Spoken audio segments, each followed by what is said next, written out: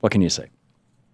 I wanted to give a tip of the hat to Gaius Pubilus over at America Blog. AmericaBlog.com is the website.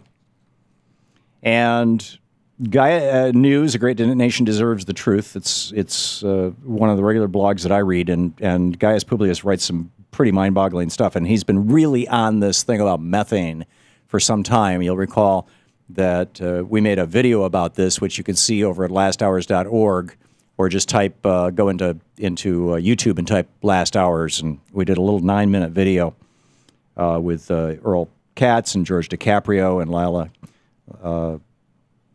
and Sam and a bunch of us. Anyhow, the Lila Connors and Sam Sachs.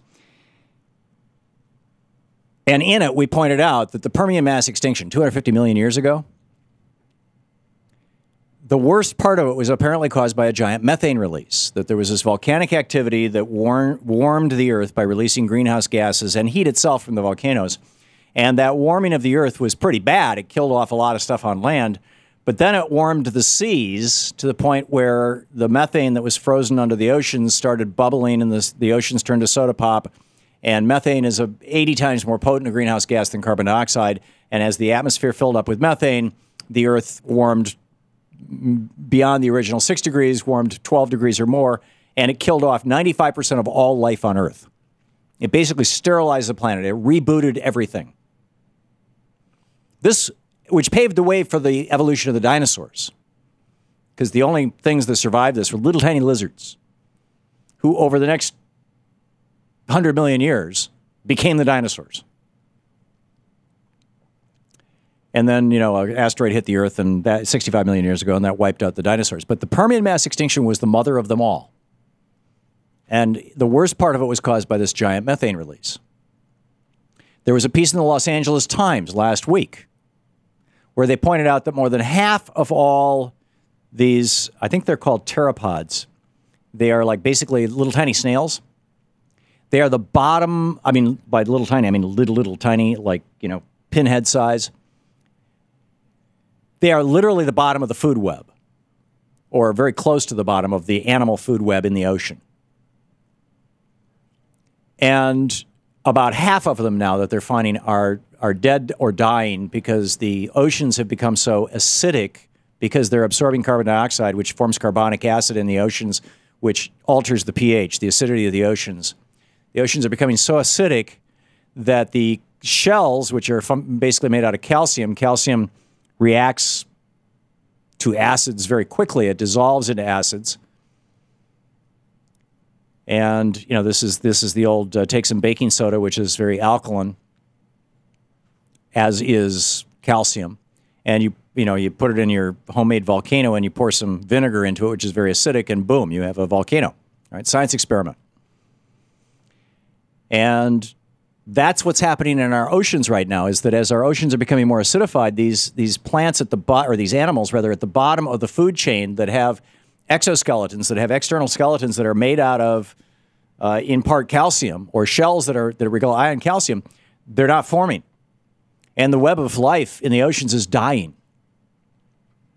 And Gaius Pubilus is pointing out that, this is mind-boggling. He's got this graph. It says, you are here. Loss of summer sea ice, modeled versus observed. And we were supposed to hit 4 million square miles of sea ice, down from 10 back in 1900. We were supposed to hit 4 million, according to the models, somewhere in the neighborhood of 2100.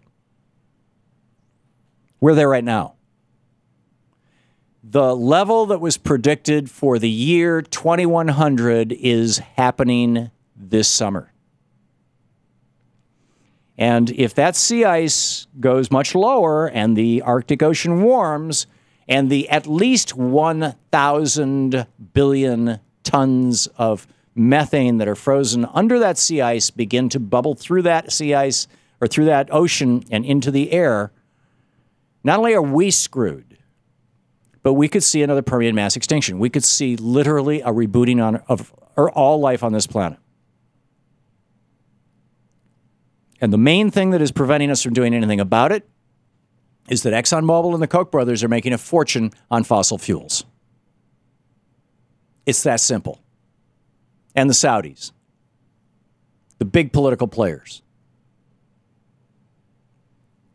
Now, Germany, which has no fossil fuels for all practical purposes, they mined most of their coal over the previous 200 years, and they have no oil. They could frack for natural gas, but they're choosing not to.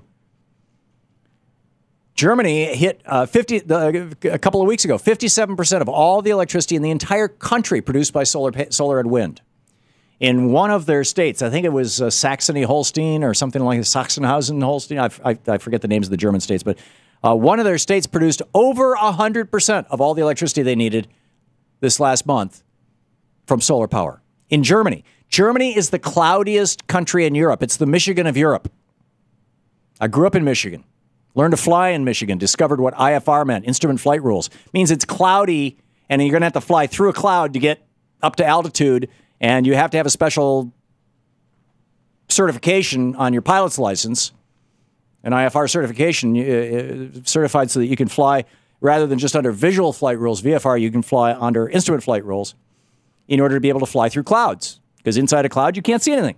So you have to really know how to fly by your instruments. And I discovered when I was living in Michigan, I'd never thought about it before until I became a pilot. This was like in 72, that Michigan is IFR more than half of the year. Whereas Ohio, just south of Michigan, it's only about 25, 30%.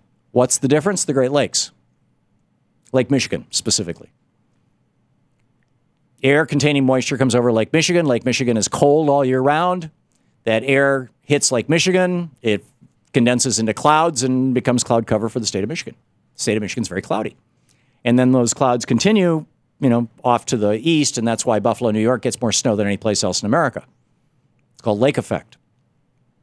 Well, Germany has a similar problem, not so much with the lakes, but there's a lot of very moist soil to the west of Germany, in the western part of North and Western Europe.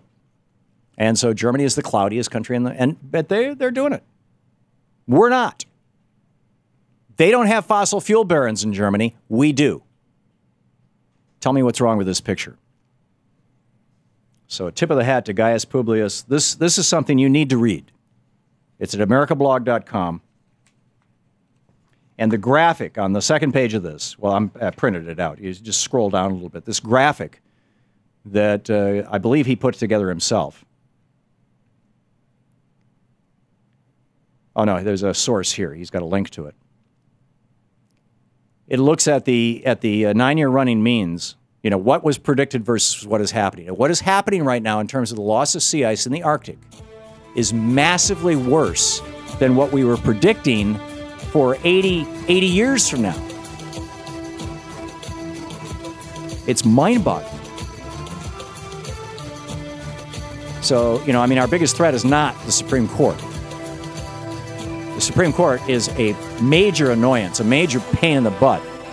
But ending all life on Earth, no, that's the Koch brothers' business. This is the Thom Hartmann Program.